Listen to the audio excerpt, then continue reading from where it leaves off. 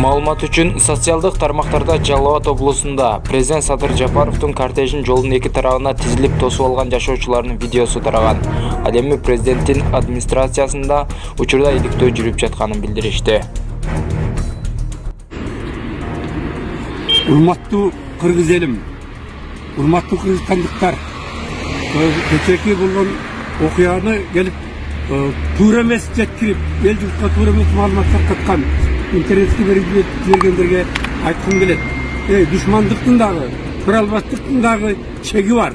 Бул Садырды жамандаган адам Кудай кааласа өзү жаман, өзү акмак. Элдин журттун душманы десек да болот анын. Демек мына Садырдын кылган иштерин кандай көрбөйт? Хунтарды алды мамлекетке, мына элди журтту дыйкандардын бүтүн бардыгын фермерлерди салыктан бошотту, мына канчалаган ишканаларды, завод, фабрикаларды ишке киргизип атат. Geçe gelgende de ошол Петробактан жаңы ишке кирген ишканасын ачып кетти. Биз ак көңүлүбүз менен, чын дилибиз менен биздин айылга келди. Садыр деп кубанып точуп чыкканбыз. Биз демек түбөлүк Садыр менен биз түбөлүк кубаттайбыз, түбөлүк колдойбуз, дагы иштерине ийгилик каалайбыз.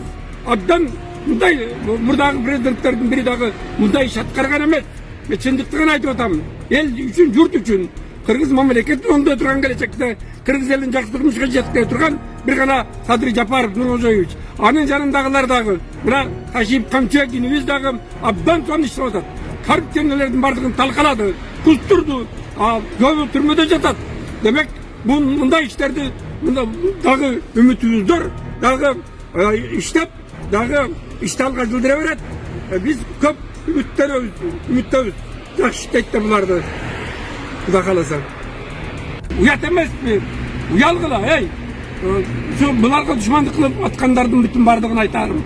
Кайеринен жумурткадан кириз деп атасыңар. Макул, айтсаңар айткыла десеңер дегиле. Дагы бир кечирип койгула, жаман сөз айтсам. Ит үрөт, кербен жүрөт дейт. Кербенсиң Садыржиним.